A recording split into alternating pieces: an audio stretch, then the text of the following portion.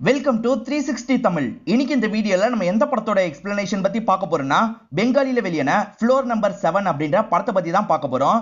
இது ஒரு பக்கவான suspense thriller படம்னு சொல்லலாம். ஸ்டார்டிங்ல இருந்து எண்டிங் வரைக்கும் இன்ட்ரெஸ்டிங்கா கொண்டு போயிருப்பாங்க. நீங்க எதிர்பார்க்காத ட்விஸ்ட் அண்ட் டர்ன்ஸ்லாம் இந்த கதையில வச்சிருப்பாங்க. கண்டிப்பா இந்த படம் உங்க எல்லாருக்குமே பிடிக்கும் நம்புறேன். எக்ஸ்பிளனேஷனுக்குள்ள போறதுக்கு முன்னாடி இந்த வீடியோக்கு ஒரு லைக் போடுங்க. அது மூலியமா இந்த வீடியோ இன்னும் நிறைய பேர்கிட்ட கொண்டு போய் சேர்க்கப்படும். மேற்கொண்டு டைம் வேஸ்ட் பண்ணாம நம்ம நேரடியா எக்ஸ்பிளனேஷனுக்குள்ள போயிடலாம். படத்தோட ஸ்டார்டிங் சீனே ஒரு மூவிங் ட்ரெயினை நமக்கு காட்டுறாங்க. இப்போ ஒரு நபர் இருக்காரு பாத்தீங்களா, அவரோட கேர்ள் ஃபிரெண்ட் இருக்க கம்பார்ட்மெண்ட்டுக்கு வந்துடுறாரு. அவங்க கிட்ட பேச ட்ரை பண்றாரு. ஆனா இவர் மத்த பொண்ணுங்க கூட பழகிட்டு இருக்கிறதா அந்த கேர்ள் ஃபிரெண்ட் நினைக்கிறாங்க. கொஞ்சம் கோவமா பேசுறாங்க. இருந்தாலும் பாய் ஃப்ரெண்ட் இருக்காரு பாத்தீங்களா, பேசி அவங்கள சமாதானப்படுத்திடுறாரு. அது மூலியமா இவங்க ரெண்டு பேருமே க்ளோஸா உட்காந்து இருக்காங்க. அந்த கேர்ள் ஃபிரெண்டும் சந்தோஷமா இவரை கட்டி பிடிக்கிறாங்க. அப்படி கட்டி பிடிக்கும் போது தான் வேற ஒரு சென்டோட ஸ்மெல் இவரோட உடம்புல இருந்து வருது. அந்த பொண்ணு கூட நீ திரும்பி பழகிருக்க அப்படிதானேன்னு கேக்குறாங்க. இவருமே இந்த இடத்துல முழிக்க ஆரம்பிக்கிறாரு. கண்டிப்பா நீ பழகிருக்க அப்படின்ற மாதிரிலாம் இந்த இடத்துல கோவப்படுறாங்க. திரும்பி உங்களுக்குள்ள பயங்கரமா ஆர்கியூமெண்ட்லாம் வந்துட்டு இருக்கு. இந்த ஆர்கியூமெண்ட்ல கேர்ள் ஃபிரெண்ட் இருக்காங்கல்ல, இவரை போட்டு பயங்கரமா திட்டிட்டு இருக்காங்க. ஒரு ஸ்டேஜ்ல இவருமே டென்ஷன் ஆயிடுறாரு. என்ன ஓவரா பேசிட்டு இருக்க, உன் கதையை முடிக்கிறேன் அப்படின்ற மாதிரி கன் எடுத்து காட்டுறாரு. அப்படி கன் எடுத்தவரு ஷூட் பண்ணாம அமைதியா இருக்காரு. ஆனா கேர்ள் ஃபிரெண்ட் இருக்காங்கல்ல, சட்டுன்னு இவர் கையில இருக்க கன்னை புடிங்கிடுறாங்க. இவருமே இந்த இடத்துல பயப்படுறாரு. வேணான்னு சொல்லிட்டாரு. ஆனா கேர்ள் ஃபிரெண்ட் கன்னை வச்சு இவரை ஷூட் பண்ணிடுறாங்க. இவர் அதே இடத்துல இறந்து போயிடுறாரு. இதெல்லாம் நடந்து முடிஞ்சதுக்கு அப்புறம் தான் எல்லாருமே கிளாப் தட்டுற சவுண்ட் கேக்குது. சூப்பரா நடிச்சீங்க அப்படின்ற மாதிரி இவங்கள சொல்லிட்டாங்க. இந்த கேர்ள் ஃபிரெண்ட் ஒரு ஆக்ட்ரஸா இருப்பாங்க. இங்க சினிமா ஷூட்டிங் தான் நடந்திருக்கு. இவங்க பேர் மோனிகா அப்படின்றது. என்ன ஆக்டர் இன்னும் முடிக்கல அப்படின்ற மாதிரி எல்லாருமே யோசிக்கிறாங்க. சரி எந்திரிங்க அப்படின்ற மாதிரி பக்கத்துல போய் பாக்குறாங்க. பார்த்தா அவர் உண்மையிலேயே இறந்து போயிருக்காருன்னு தெரிய வருது. டம்மி கன் தானே யூஸ் பண்ணோம், அப்புறம் எப்படி இப்படி ஆச்சு அப்படின்ற மாதிரிலாம் யோசிக்கிறாங்க. அதுக்கப்புறம் தான் உண்மையான கன்ல இது நடந்திருக்கு அப்படின்றது உங்களுக்கு தெரிய வருது. இறந்து போன ஆக்டரோட பேரு ரவி அப்படின்றது. இப்ப டைரக்டர் இருக்காருல, உடனே போலீஸ்க்கு இந்த தகவலை சொல்லுங்க அப்படின்ற மாதிரி சொல்லிட்டாரு. இந்த கூட்டத்துல இருக்க ஒரு நபர் இருக்காரு பாத்தீங்களா, போலீஸ் ஸ்டேஷனுக்கு கால் பண்ணிட்டாரு. இந்த மாதிரி இந்த இடத்துல ஒரு விபத்து நடந்துருச்சு வாங்கன்ற மாதிரி சொல்லிட்டாரு. இது சம்பந்தமா நியூஸ்லயே நமக்கு காட்ட ஆரம்பிக்கிறாங்க. ஆக்டர் ஷூட்டிங் ஸ்பாட்ல இறந்து போயிருக்காரு. இது கொலையா இல்ல ஆக்சிடென்டான்றத போலீஸ் விசாரிக்க போறாங்க அப்படின்ற மாதிரிலாம் சொல்லிட்டு இருக்காங்க. ஆக்ட்ரஸ் பேரு மோனிகான்னு சொன்னா பாத்தீங்களா, எப்படி கன்னு மாறுச்சு அப்படின்ற மாதிரிலாம் அவங்களோட பர்சனல் அசிஸ்டன்ட் கிட்ட கோவப்பட்டு இருக்காங்க. அவரும் அழாதீங்கன்ற மாதிரி உங்களை சமாதானப்படுத்திட்டு இருக்காரு. இந்த கேஸை விசாரிக்கிறதுக்காக ஒரு போலீஸ் இன்ஸ்பெக்டர் இந்த இடத்துக்கு வராரு. யாரும் உள்ள வராம பாத்துக்கோங்கன்ற மாதிரி ஆட்கள் கிட்ட சொல்லிட்டாரு. வந்த இன்ஸ்பெக்டர் முதல்ல டைரக்டர் மேலதான் கோவப்படுறாரு. நீ தான் சீனை சொல்லியிருக்க, நீ தான் கன்னை மாத்தி வச்சு சாவடிச்சிருக்க அப்படின்ற மாதிரி சொல்லிட்டாரு. சரி என்ன சரி இப்படி சொல்றீங்க, எனக்கும் இதுக்கும் சம்பந்தம் இல்லை அப்படின்ற மாதிரி டைரக்டர் சொல்லிட்டு இருக்காரு. கடைசியா கன் எடுத்துட்டு வந்தவன் தான் மாத்திருக்க வாய்ப்பு இருக்குல்ல, அது யாருன்ற மாதிரி இன்ஸ்பெக்டர் கேக்குறாரு. ஒரு அசிஸ்டன்ட் பையன் தான் எடுத்துட்டு வந்தான் டைரக்டர் சொல்லிட்டாரு. அந்த அசிஸ்டன்ட் பையனை நான் பார்க்கணும்ன்ற மாதிரி இன்ஸ்பெக்டர் சொல்லிடுறாரு. இப்ப டைரக்டர் அவரோட அசோசியேட் கிட்ட பேசுறாரு. அந்த கன் எடுத்துட்டு வந்த பையன் எங்கன்னு கேக்குறாரு. சரி போலீஸ் வரதுக்குள்ள அவன் கிளம்பி போயிட்டான்ற மாதிரி சொல்லிட்டாரு. என்னையா சொல்றேன்னு டைரக்டர் ஷாக் ஆகுறாரு. சரி அவனோட ஐடி எல்லாம் இருக்கான்னு கேக்குறாரு. சரி அவன் சம்பந்தப்பட்ட எந்த ஒரு ஐடியும் இல்லன்ற மாதிரி அசோசியேட்டும் சொல்லிட்டாரு. இவங்க ரெண்டு பேர் பேசிட்டு இருக்கிறத இங்க இருக்க பாத்ரூம்ல இருந்து இன்ஸ்பெக்டர் கவனிச்சிடுறாரு. ஆக மொத்தத்துல அந்த பையன் இப்ப காணோம் அப்படிதானு கேக்குறாரு.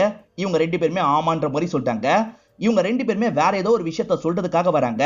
என்ன தயங்கிட்டு இருக்கீங்க சொல்லுங்க அப்படின்ற மாதிரி அவர் கேக்குறாரு. இவங்க ரெண்டு பேருமே சேர்ந்த மாதிரி நடந்த விஷயத்த சொல்ல ஆரம்பிக்கிறாங்க.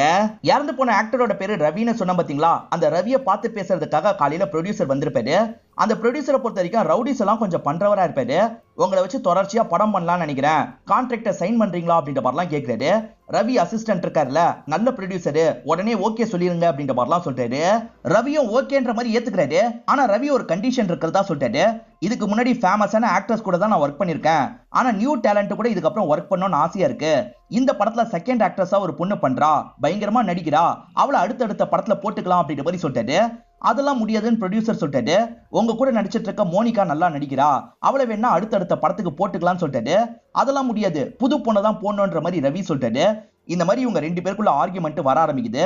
அந்த ஆர்கியூமெண்ட் ஒரு ஸ்டேஜ்ல சண்டையா மாறிடுது. இந்த ப்ரொடியூசர் இருக்காரு பாத்தீங்களா, சடனா இந்த ரவியோட காலரை பிடிச்சி அடிக்கலாம் ஆரம்பிக்கிறாரு.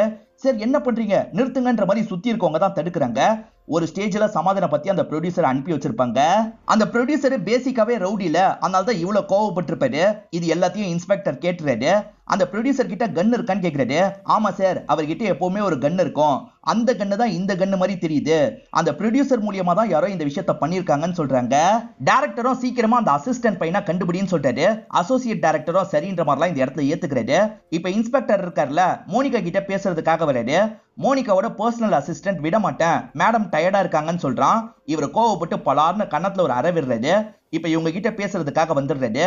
இப்பெல்லாம் என்னால பேச முடியாது, முதல்ல போங்கன்ற மாதிரிலாம் மோனிகா ஓவரா பேசுறாங்க. இவர் கோவத்துல மோனிகாக்கும் பலார்னு ஒரு அறை விடுறாரு. இந்த கேஸ்ல இப்போதைக்கு நீங்க தான் மொத சஸ்பெக்ட்னு சொல்லிட்டாரு. நான் எதுக்காக இந்த விஷயத்த பண்ண போறேன், நடந்தது ஒரு ஆக்சிடென்ட் தான் சொல்றாங்க. நீங்க தெரிஞ்சே எதுக்காக அந்த கன்னை யூஸ் பண்ணிருக்க கூடாது, நான் அப்படிதான் சந்தேகப்படுறேன் அப்படின்ற மாதிரி இன்ஸ்பெக்டர் சொல்லிட்டாரு. சரி நடந்த விஷயத்த சொல்லுங்கன்னு கேக்குறாரு. இவங்களும் சொல்ல ஆரம்பிக்கிறாங்க. இன்னைக்கு காலையில ஷூட்டிங் ஸ்பாட்டுக்கு வந்திருப்பாங்க. பார்த்தா புதுசா ஒரு பொண்ணு மேக்கப்லாம் போட்டுட்டு இருக்கா. இவங்களும் இவங்களோட அசிஸ்டன்ட்டை வச்சு விசாரிக்கிறாங்க.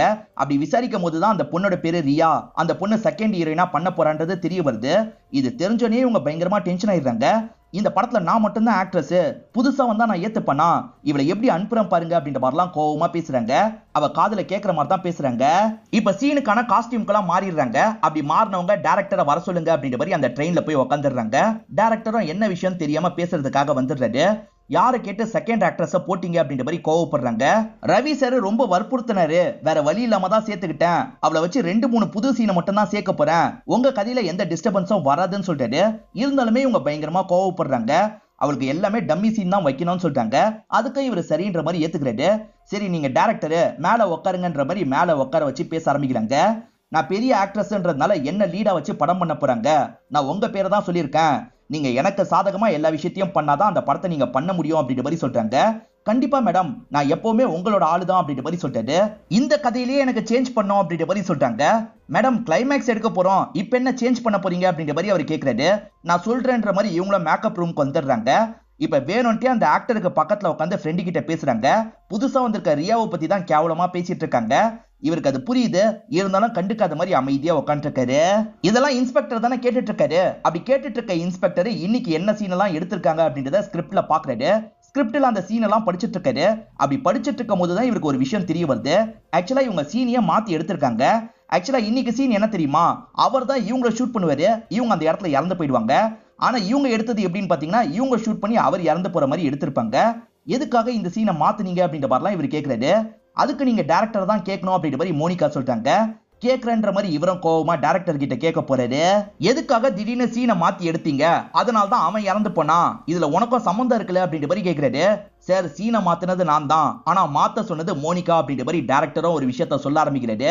மோனிகா வேற ஒரு விஷயத்தையும் மாத்தணும்னு ஏற்கனவே சொல்லி வச்சாங்க பாத்தீங்களா, கடைசியில இப்படி கதையை முடிங்கன்ற மாதிரி சொல்லிட்டாங்க.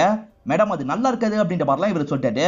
நான் தான் கடைசியில உயிரோட இருக்க மாதிரி இருக்கணும், இதை மட்டும் நீங்க பண்ணன்னு வச்சுக்கோங்க, அந்த படம் வாய்ப்பு உங்களுக்கு கிடைக்காது அப்படின்ற மாதிரிலாம் சொல்றாங்க. இவரும் படம் வாய்ப்பு வேணும்னு நினைக்கிறாரு. எப்படியாவது ஹீரோ கிட்ட பேசி அவரோட மனசை மாத்தலாம் அப்படின்ற மாதிரிலாம் யோசிக்கிறாரு. நான் முடிஞ்ச அளவு ரவி சார் கிட்ட பேசி சீனை மாத்த ட்ரை பண்றேன், அப்படி மாத்த முடியலனால என்ன மன்னிச்சுக்கோங்க அப்படின்ற மாதிரிலாம் சொல்றாரு.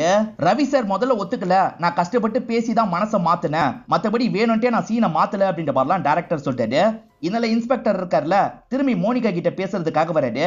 நீங்க தான் டைரக்டர் கிட்ட சொல்லி அந்த மாதிரி சீனை எழுத சொல்லியிருக்கீங்க, நீங்க தான் அவரை கொல்றதுக்கு முடிவு பண்ணிருக்கீங்க, ஆக்சிடென்ட் மாதிரி கொண்டு வர ட்ரை பண்ணிருக்கீங்க அப்படின்ற மாதிரிலாம் சொல்லிட்டாரு. தேவையில்லாம என்ன சந்தேகப்படுறீங்க, நீங்க எதுக்காக அவளை சந்தேகப்பட மாட்டீங்க, அவ கூட பண்ணிருக்கலாம் அப்படின்ற மாதிரிலாம் இவங்க சொல்றாங்க.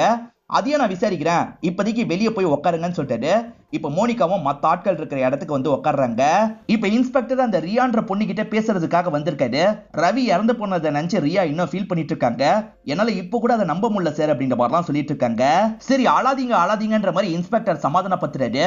அந்த ரவிக்கும் உங்களுக்கும் சண்டை ஏற்பட்டுச்சா அப்படின்ற மாதிரி கேட்கிறாரு. அவருக்கும் எனக்கும் சண்டையா, அவர் தான் சார் இந்த சான்ஸையே வாங்கி தந்தாரு, அந்த மாதிரிலாம் எங்களுக்குள்ள சண்டை இல்லை அப்படின்ற மாதிரி சொல்லிட்டாங்க. பொய் சொல்லாதீங்க மேடம் அப்படின்ற மாதிரி இன்ஸ்பெக்டர் சொல்லிட்டாரு. அப்பதான் இந்த இடத்துக்கு ஒரு பையன் வந்து நிக்கிறான். ஆமா சார், இவங்க பலார்னு அவர் அரைஞ்சதை நான் பார்த்தேன் அப்படின்ற மாதிரிலாம் சொல்றான். இப்பயாவது உண்மையை சொல்றீங்களா என்ன அப்படின்ற மாதிரி இவர் கேட்கிறாரு. இப்பதான் நடந்த விஷயத்த நமக்கு காட்டுறாங்க. அந்த பையன் ரவியோட மேக்கப் மேன் போல ரவிக்கு மேக்கப்லாம் போட்டுட்டு இருக்கான். அப்பதான் ரியா கோவமா இந்த இடத்துக்கு வராங்க. மோனிகா பேசினாங்கல்ல, அதை பத்திலாம் ரவி கிட்ட சொல்லிட்டு இருக்காங்க. போற போக்க பார்த்தா இந்த படத்துல அவ எனக்கு பெருசா சான்ஸே தரமாட்டா போல, நீ தான் ஏதாவது பண்ணணும் அப்படின்ற மாதிரி சொல்லிட்டாங்க. கவலைப்படாத, நான் ஏதாவது பண்றேன்னு சொல்லிட்டாரு. எனக்கு நீ ப்ராமிஸ் பண்ணிருக்க, அதை மட்டும் பிரேக் பண்ணன்னு வச்சுக்கோ, நான் என்ன பண்ணுவேனே தெரியாது அப்படின்ற மாதிரி பலார்னு கண்ணத்துல ஒரு அறை விட்டுருப்பாங்க. இவங்க உண்மையிலேயே அறையை தான் செஞ்சிருப்பாங்க.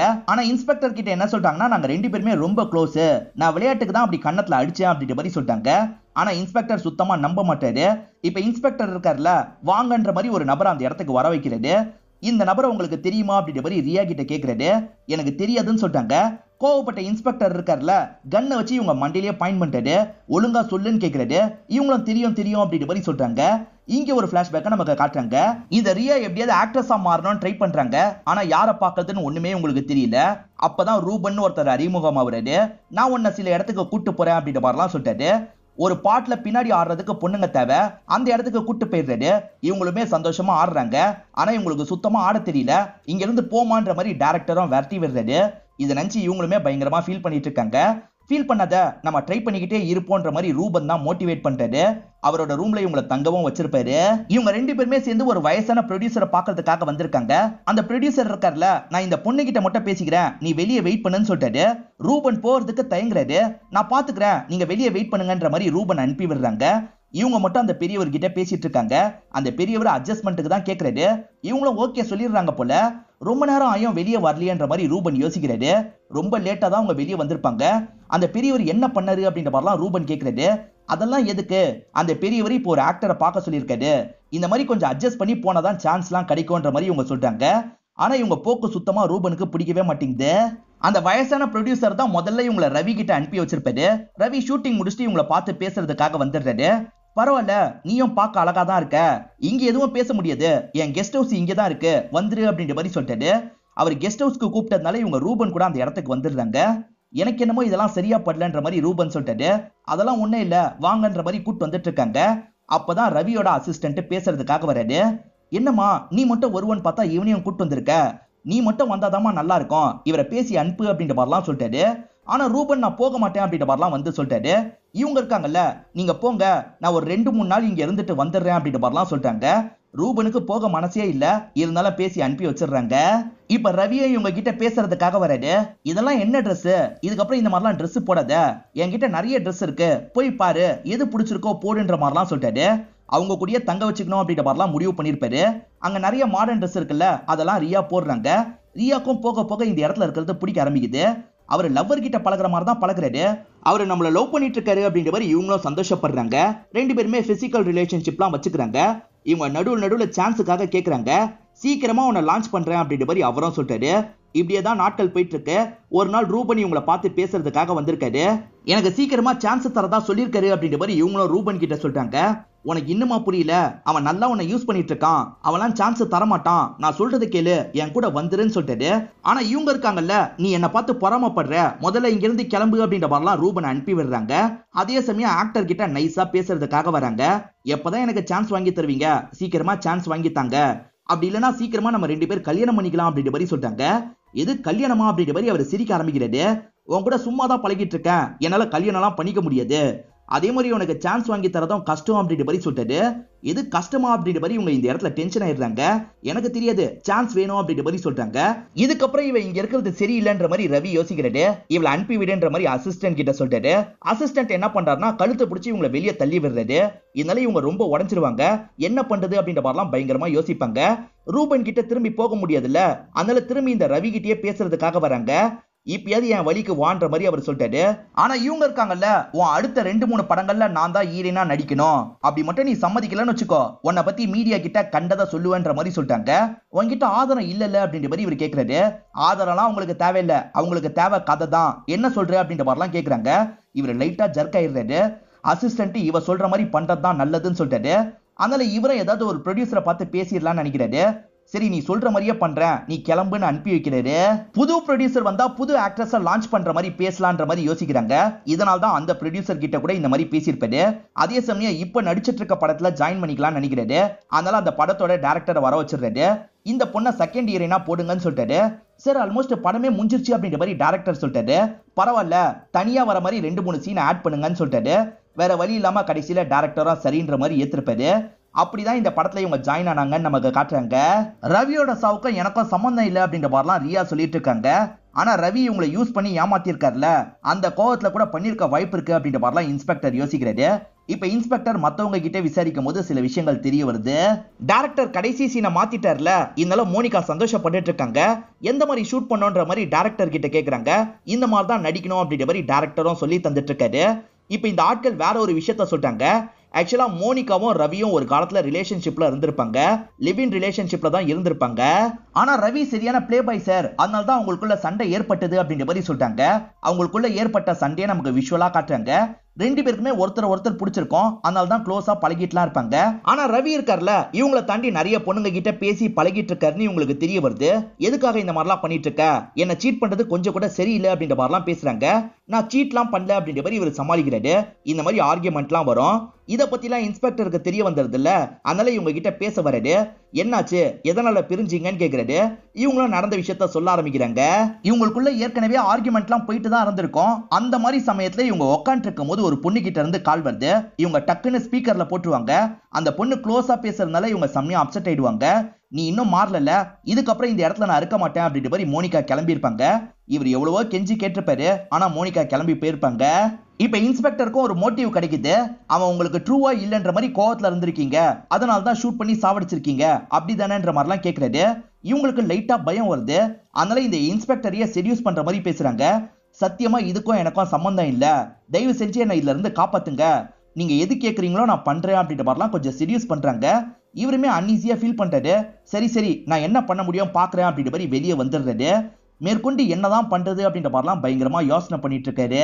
இப்ப அசிஸ்டன்ட்டும் அந்த ப்ரொடியூசரை கூட்டு வந்தாச்சு அப்படின்ற மாதிரி சொல்றாரு. இப்ப இவரும் ப்ரொடியூசர் கிட்ட பேசுறதுக்காக வந்துடுறாரு. உங்க கண்ணை இங்க இருக்க யார்கிட்ட தந்தீங்கன்னு கேக்குறாரு. என் கன் எப்படி மிஸ் ஆச்சுன்னே எனக்கு தெரியலன்ற மாதிரி ப்ரொடியூசர் சொல்றாரு. வேற ஏதாவது பெட்டர் பொய்யா சொல்லுங்க, நீங்க தான் உங்க கண்ணை இங்க இருக்க யாருக்கோ தந்திருக்கீங்க, அவங்க அதை யூஸ் பண்ணி கொலை பண்ணிருக்காங்க. யார்கிட்ட தந்தீங்க, அந்த ஆக்ட்ரஸ் கிட்ட தானே தந்தீங்க, அந்த ஆக்ட்ரஸ்க்கும் உங்களுக்கும் என்ன பழக்கம் அப்படின்ற மாதிரிலாம் கேட்டுட்டு இருக்காரு. போக போக இந்த ப்ரொடியூசருக்கும் பயம் வருது. இந்த கேஸ்ல இருந்து என்ன வெளியே கொண்டு வந்துருங்க, உங்களை எப்படி கவனிக்கணுமோ அப்படி கவனிக்கிறேன் அப்படின்ற மாதிரிலாம் சொல்றாரு. இன்ஸ்பெக்டரும் எவ்வளவு காசு தருவீங்கன்ற மாதிரி பேரம் பேசுறாரு. இவர் ஒரு அமௌண்ட்டை சொன்னா சரின்ற மாதிரி ஏத்துக்கிறாரு. தப்புச்சோன்ற மாதிரி ப்ரொடியூசர் நினைக்கிறாரு. இப்ப இன்ஸ்பெக்டர் ரியாவை சந்தேகப்படுற மாதிரி கேள்வி எல்லாம் கேட்டுட்டு இருக்காரு. சார் சத்தியமா நான் கொலை பண்ணல, அவரை கொல்றதுனால எனக்கு எந்த ஒரு லாபமும் கிடையாது, சொல்ல போனா நஷ்டம் தான், ஏன்னா இன்னும் 2-3 படங்கள் என்னால நடிக்க முடியாம போயிடும் அப்படின்ற மாதிரிலாம் சொல்றாங்க. அப்ப அசிஸ்டன்ட் இருக்கார்ல, உங்களை டைரக்டர் கூப்பிடுறாரு அப்படின்ற மாதிரி ரியாவை கூப்பிடுறாரு. இப்ப ரியாவும் டைரக்டரை பார்த்து பேசுறதுக்காக வராங்க. இந்த ட்ரெயின்ல வர ஒரு கேரக்டரா தான் இவங்களோட கேரக்டரை டிசைன் பண்ணிருப்பாரு. இன்னும் உங்களோட சீனை எடுத்துட்டா படத்தை முடிச்சிடலாம், ரவி ப்ரொமோஷனுக்காக இதுக்கப்புறம் வர முடியாது, நீங்க தான் நல்லா ப்ரொமோட் பண்ணும், உங்களுக்காக ஒரு சாங்கும் வைக்கலான் இருக்கேன், ஓகே தானேன்னு கேக்குறாரு. இவங்களும் சந்தோஷமா ஓகேன்னு சொல்றாங்க. கன் ஷூட் நடந்ததுக்கு அப்புறம் அந்த அசிஸ்டன்ட் பையன் பயந்து ஓடி இருப்பான். இப்ப அசோசியேட் டைரக்டர் கூட்டு வந்துடுறாரு. இன்ஸ்பெக்டரும் அந்த பையன் கிட்ட விசாரிக்கிறாரு. யார் சொல்லி நீ கன் எடுத்துட்டு வந்து தந்த அப்படின்ற மாதிரி கேக்குறாரு.